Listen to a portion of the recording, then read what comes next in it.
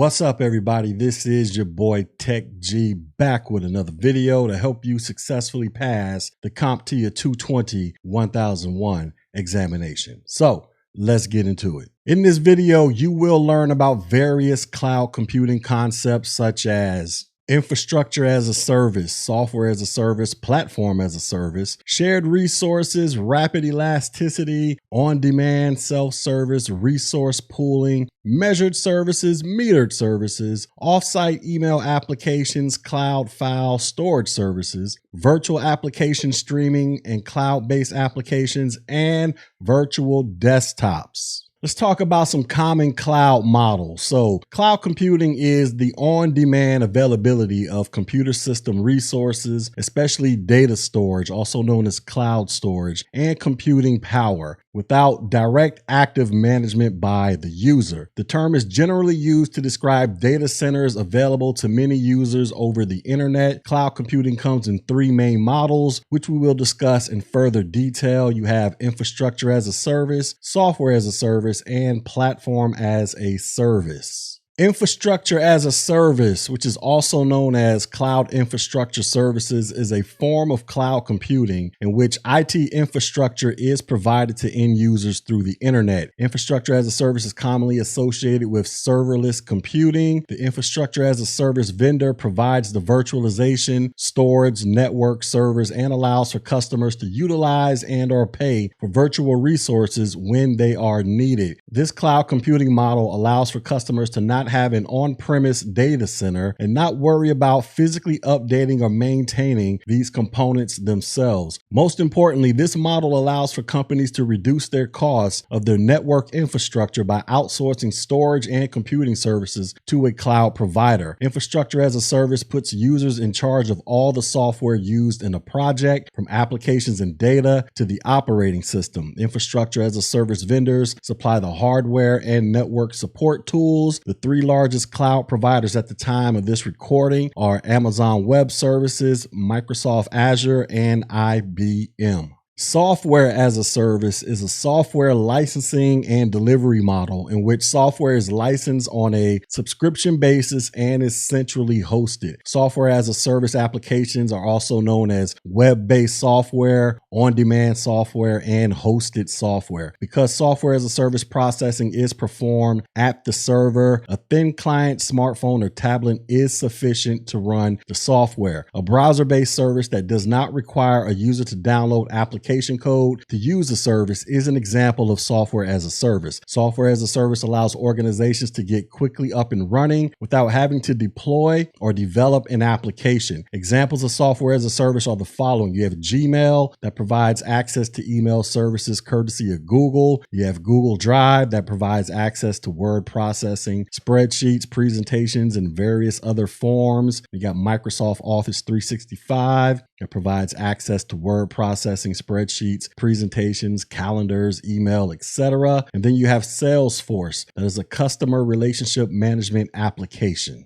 Platform as a service. This is a category of cloud computing services that provides a platform allowing customers to develop, run, and manage applications without the complexity of building and maintaining the infrastructure typically associated with developing and launching an app. A developer using platform as a service can concentrate on software features instead of possible issues with server hardware and operating systems. Some of the major platform as a service vendors include Oracle Cloud, Google Cloud Platform, Microsoft Azure, and the Salesforce platform. Now here is a handy dandy little chart that you can look at that shows you the separation of responsibilities when it comes to cloud computing as it relates to on-premise infrastructure, platform, and software as a service. And you can find this on my website, technologyg.com. Now, in case that last chart was a little too complicated for you, here is a pizza analogy known as pizza as a service that breaks this thing down as it directly relates to you making pizza at home, you ordering pizza, you having pizza delivered, or you just dining out in general. But this puts it in its proper context as it directly relates to how cloud technologies work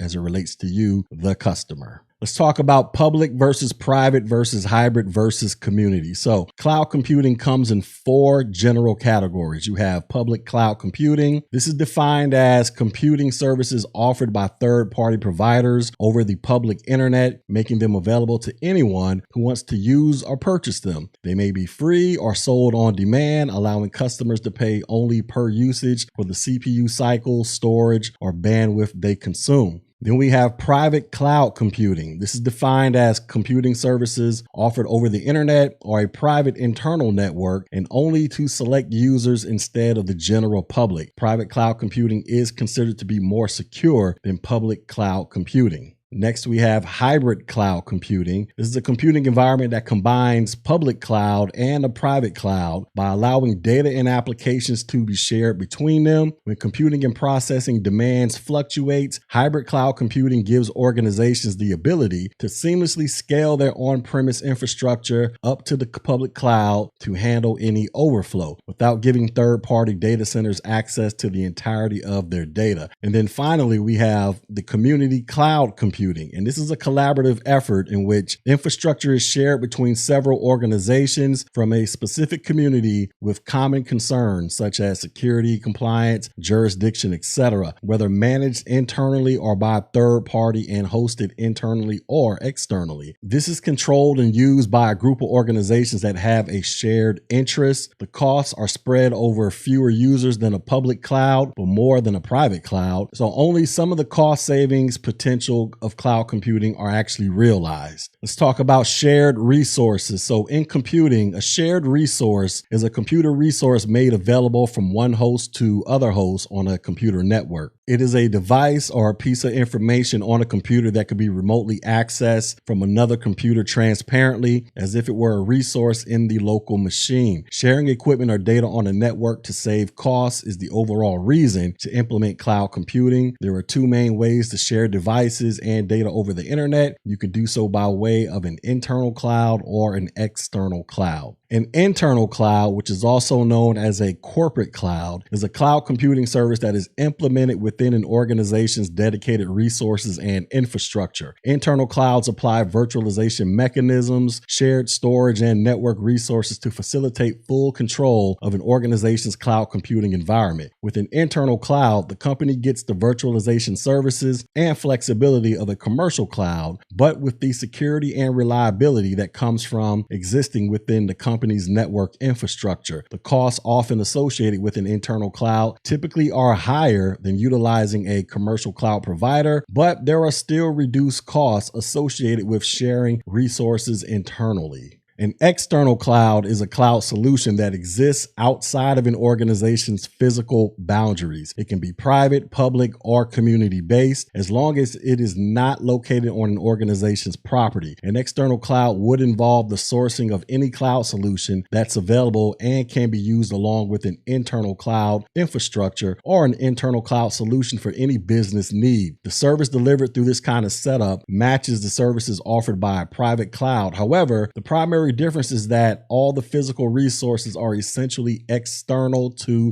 the organization. Let's talk about rapid elasticity. So rapid elasticity is a cloud computing term for scaling provisioning or the ability to provide scalable services. Rapid elasticity allows users to automatically request additional space in the cloud or other types of services. Because of the setup of cloud computing services, provisioning can be seamless for the client or user. In a sense, cloud computing resources appear to be infinite or automatically available. That's very different from older systems where the limits of storage or memory were immediately visible to a user. On-demand computing, which is also known as on-demand self-service, is a business computing model in which computing resources are made available to the user on an as-needed basis. Rather than all at once, on-demand computing allows cloud hosting companies to provide their clients with access to computing resources as they become necessary. Gmail is an example of an on-demand self-service where users can access their email online from virtually any device that connects to the internet anytime that they want. Resource pooling. This is an IT term used in cloud computing environments to describe a situation in which providers serve multiple clients, customers, or tenants with provisional and scalable services. The services can be adjusted to suit each client's needs without any changes being apparent to the client or end user. Next, we have measured service. So measured service refers to how cloud services are monitored for quality and effectiveness. Measuring service metrics can help drive decisions about what services to adopt and how to calculate pricing of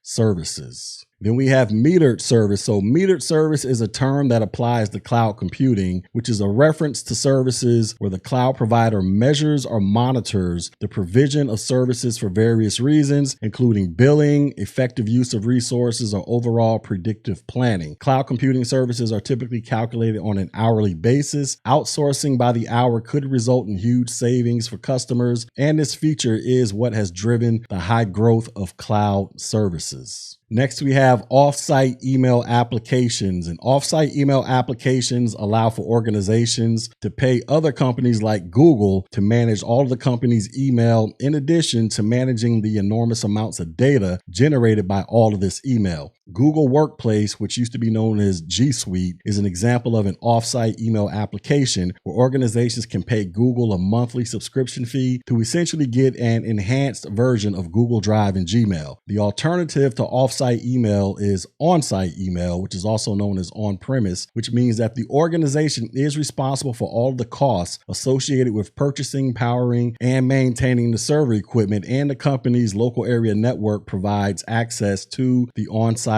email applications. Cloud file storage services. So cloud file storage is a method for storing data in the cloud that provides servers and applications access to data through shared file systems. Cloud file storage services utilize cloud-based synchronization where apps on a mobile device send data to the cloud, which can then be downloaded by other mobile apps, web browsers, or by programs running on Windows or Mac. Examples of cloud file storage services are Google Drive, Dropbox, Apple iCloud, and Microsoft OneDrive. Next, we have virtual application streaming and cloud-based applications. So virtual application streaming refers to an on-demand software delivery model that works based on the fact that the majority of applications just need a small portion of their total programming code for operation. The applications are stored and run in the cloud and delivered to the user on almost any device such as smartphones, tablets, laptops, and desktops. This indicates that there is no need to fully install a program on a client machine. However, portions of it could be offered across the network whenever required. To implement virtual application streaming, the user purchases a license and downloads a small app that identifies the user. The application is presented to the user as if it were locally installed, but only the essentials are brought down to the device. Adobe Creative Cloud is an example of a virtual application. It's also known as a software as a service cloud-based application that allows users to utilize apps like Adobe Photoshop without actually installing the program locally to their computer. Next, we have what is called a virtual desktop. So virtual desktop infrastructure, or VDI, is defined as the hosting of desktop environments on a central server or the cloud. It is a form of desktop virtualization as these specific desktop images run within a virtual machine and are delivered to end clients over a network. Those endpoints may be PCs or other devices like tablets or thin client terminals in which the mouse and keyboard inputs are sent across the internet. And then finally, we have what is called a virtual NIC, or virtual network interface card. And this is an abstract virtualized representation of a computer network interface that may or may not correspond directly to a network interface controller. Virtual NICs within a VM behave identical to that of a physical NIC in that it needs a physical MAC address and IP address in order to communicate with other machines. The only real difference between a virtual NIC and a physical NIC NIC is that an administrator can assign specific MAC addresses to run virtual NICs by way of a virtual machine manager, whereas on a physical NIC, the MAC address is assigned by the manufacturer. If an admin wants the VM to communicate with other machines, they need to create a path or a bridge between the virtual NIC and the physical NIC on the VMM hardware. This allows the VM to communicate like any other machine in the local area network. All right, so now let's go ahead and do some of this wonderful check on learning, shall we? The first question is, a cloud computing service model offering remote access to applications based on a monthly or annual subscription fee is called what? PaaS,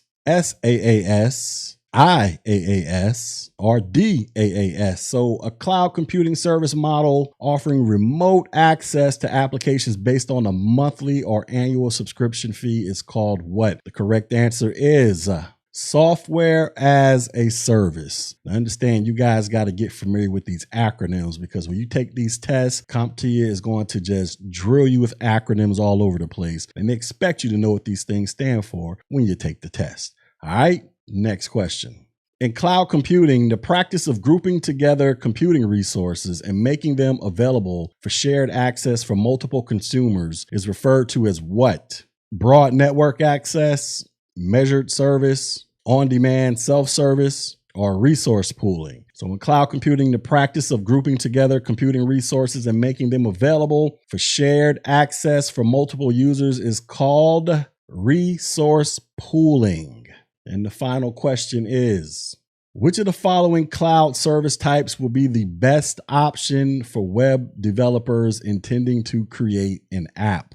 Would it be DaaS, SaaS, PaaS, or IaaS? So which of the following cloud service types will be the best option for a web developer intending to create an app? The correct answer is platform as a service. All right. So in summary, we have talked about common cloud models, shared resources, rapid elasticity, on-demand, resource pooling, measured and metered services, offsite email applications, cloud file storage services, virtual application streaming, and virtual desktops. Now, if you felt like you got something valuable out of this information, go ahead and hit the like button, the share button, drop a comment below, but most importantly, subscribe to this channel. Also, go visit my website, Technology G, so that you can get read up on the latest and greatest to help you successfully pass the CompTIA 220-1001 examination. And until next video, ladies and gentlemen,